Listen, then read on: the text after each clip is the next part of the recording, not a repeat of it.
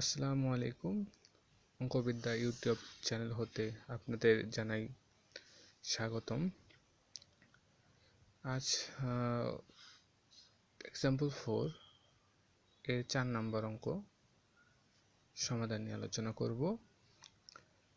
তো দেওয়া আছে x minus y into p plus x plus y into q is equal y minus x into z। এটা আমাদের 1 নম্বর সমীকরণ।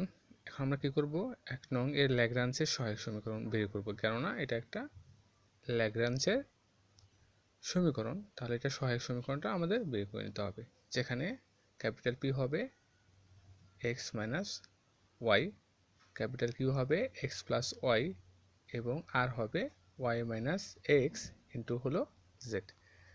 তাহলে আমাদের সহায়ক সমীকরণটা লিখে নিব।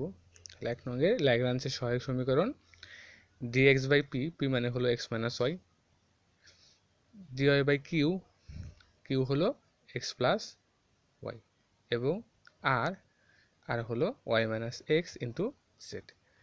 তাহলে আমরা যদি একটু খেয়াল করি, এই প্রথম এবং কি তৃতীয় অনুপাতের সাথে মিল আছে x মাইনাস ওয়াই।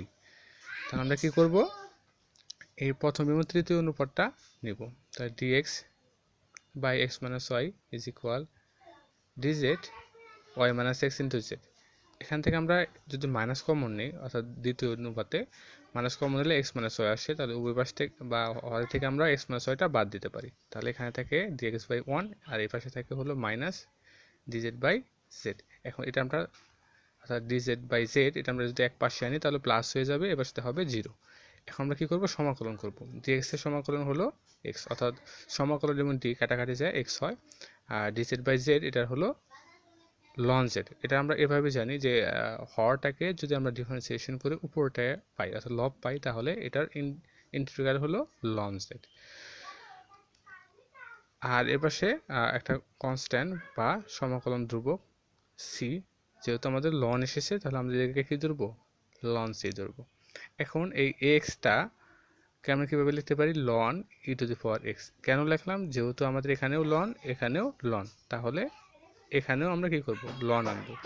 এটা লন আকারে লিখেছি এবং আমরা জানি লন লন যদি যোগ আকারে থাকে তাহলে এদের যে সহগ থাকে এগুলো ইন্টু আকারে হয়ে যায়। তাহলে এটা ইন্টু আকারে হয়ে গেছে এবং পরবর্তীতে লন লন কাটা চলে গেছে। এখন আমরা কি করব, আরেকটা সমাকলন ধ্রুবকের মান বের করতে হবে। তাহলে আমরা প্রথম দুটো সমীকরণ নিতে পারি। তাহলে প্রথম দুটো সমীকরণ নিলে dx by X minus Y is equal dy X plus Y হয়। তো এখানে আমাদের চলক হলো কয়টা, দুইটা, এক্স এবং ওয়াই। তো এখানে দুইটাই কিভাবে আছে, মানে যোগ আকারে আছে। আমরা যদি এটাকে খেয়াল করি X plus Y X minus Y, তাহলে এটা আমরা পৃথকীকরণ করতে পারবো না, কেননা ডিএক্স এর সাথে আমরা এক্স গুণ করলে এক্স ডিএক্স হয়, ঠিক আছে, কিন্তু ওয়াই ডিএক্সও চলে আসে। তো এটা আমরা কি করব, চলকটাকে পরিবর্তন করে নেব। তো আমরা কি করব, ওয়াই সমান সমান বিএক্স ধরে নেব, ওয়াই সমান সমান বিএক্স। আর এটাকে আমরা এবার আলাদা করে নেব, ডিওয়াই বাই ডিএক্স আকারে নিয়ে নেব। তাহলে আমরা ডিওয়াই বাই ডিএক্স আকারে এভাবে লিখতে পারি। এখন ওয়াই সমান সমান কি করব, বিএক্স ধরে নেব। তাহলে এখানে আমরা কি করব, এই পাশে আমরা এক্স এর সাপেক্ষে ডিফারেন্সিয়েশন করব। তাহলে এক্স এর সাপেক্ষে ডিফারেন্সিয়েশন করলে এখানে ডিওয়াই বাই ডিএক্স হয়, আর এখানে হয় বিটাকে কনস্ট্যান্ট রেখে এক্সটাকে ডিফারেন্সিয়েশন করলে হয় 1। তাহলে বি ইন্টু 1 মানে ভি। এখন কি এক্সটাকে আমরা কনস্ট্যান্ট রেখে বিটাকে ডিফারেন্সিয়েশন করব, তাহলে X into DB by DX. এখন এই মানটাই অর্থাৎ ডিওয়াই বাই ডিএক্স এর মানটা আমরা এখানে বসিয়ে দিয়েছি এবং ওয়াই এর জায়গায় মান বসিয়ে দিয়েছি। এখন আমরা কি করতে পারি, হরে এপাশে অর্থাৎ ডান পাশে হরে এবং লবে থেকে এক্স কমন নিতে পারি এবং পরবর্তীতে এক্স এক্স কাটা চলে যায়। আচ্ছা, পরবর্তী স্লাইডটা খেয়াল করি।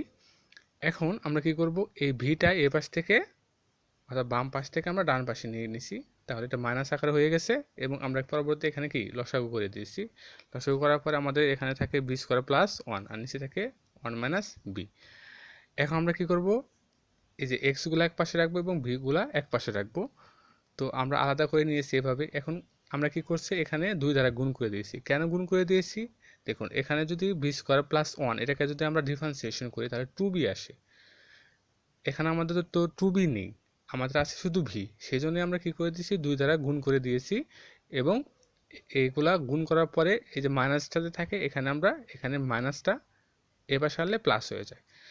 এখন আমরা কি করেছি, এখন এই যে এই অংশটুকু অর্থাৎ 2b-2 এটাকে আমরা দুইটা অংশ করেছি। একটা হলো 2b, কেননা b² প্লাস 1 এটাকে যদি আমরা ডিফারেন্সিয়েশন করি তাহলে 2b শুধু 2b আসে, সেই জন্য আমরা 2bটা আলাদাভাবে লিখেছি এবং এ পাশে আরেকটা অংশ 2 থাকে। তাহলে আমরা -2/b² প্লাস 1 লিখতে পারি। আমি 1 এর উপর স্কোয়ার দিয়েছি কারণ সূত্র মেলানোর জন্য। এখন আমরা সমাকলন করেছি, এখানে সমাকলন করলে এখানে হয় হলো 2 ln x, আর এখানে যেহেতু নিচেরটাকে অর্থাৎ b² প্লাস 1কে ডিফারেন্সিয়েশন করলে কি হয়, 2b হয়, অর্থাৎ হর পাওয়া যায়, লব পাওয়া যায়, তাহলে আমাদের ইন্টিগ্রাল হবে ln b² প্লাস 1 অর্থাৎ ln হর। এখন এটুকু সূত্র পড়ছে, এই সূত্রটা আমি এখানে লিখে দিয়েছি, integral 1/a² plus x² dx is equal 1/a tan inverse x/a। তাহলে টু কনস্ট্যান্ট জায়গা রয়েছে। এখন এখানে x হলো b আর a হলো 1, তাহলে 1/a মানে হলো 1/1 মানে 1, সেজন্য লেখার প্রয়োজন হয়নি। আর এখানে tan ইনভার্স x/a তার মানে হলো v/1, তার মানে v। আর এখানে যেহেতু লন এসেছে প্রতিটা ক্ষেত্রে, এখানে আমাদের ln c1 ধরে নিয়েছি কনস্ট্যান্ট অর্থাৎ সমাকলন ধ্রুবক হিসেবে। এখন এটাকে আমরা লন আকারে লিখবো, তাহলে ln e two the power 2 tan inverse b এভাবে লেখা যায়, কারণ ln e এটার মান হলো 1, বা আমরা বলতে পারি যে এটা ভ্যানিশ হয়ে যায়।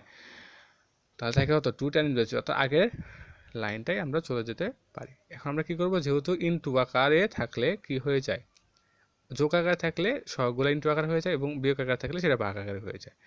তাহলে আমরা সেভাবে লিখেছি। লেখার পরে আমরা উভয় থেকে লন এই লন এবং এই লন কাটাকাটি চলে যায়, যাওয়ার পর এখন ভির মান আমরা বসিয়ে দিয়েছি, y=v ধরেছিলাম, তখন v মানে হলো y/x, যেহেতু স্কোয়ার আছে তাহলে y² plus y² divide by x² হয়, এখানে মান বসিয়ে দিয়েছি। এখন হলো এই যে ইটা এখানে কীভাবে উপরে আসলো, এখন নিচে থেকে উপরে নিয়ে গেলে এর পাওয়ারটা কী হয়ে যায়, মাইনাস হয়, এটা আমরা জানি। এখন আমরা মান বসিয়ে দেবো, লসাগু করার পর x² এবং ax² কাটাকাটি চলে যায়, আর কিছু করা যায় না। এবং এখানে আমাদের c1 অর্থাৎ সমাকলন ধ্রুবকের মান বের হয়ে গেছে। তাহলে আমাদের কি, এটাই আমাদের সমাধান হবে, অর্থাৎ ফাই প্রথম সি এর মান ছিল e⁻xz, যেটা আমাদের ইউ হিসেবে বিবেচনা করি, আর পরবর্তীতে c1 এর মান ছিল x² plus y² into e⁻2 tan inverse y/x is equal হলো 0, যেখানে ফাই একটি ইচ্ছামূলক ফাংশন। আশা করি অঙ্কটি বুঝতে পেরেছেন। যদি কোনো সমস্যা হয় কমেন্ট করবেন অবশ্যই। সাথে থাকার জন্য ধন্যবাদ। আসসালামু আলাইকুম।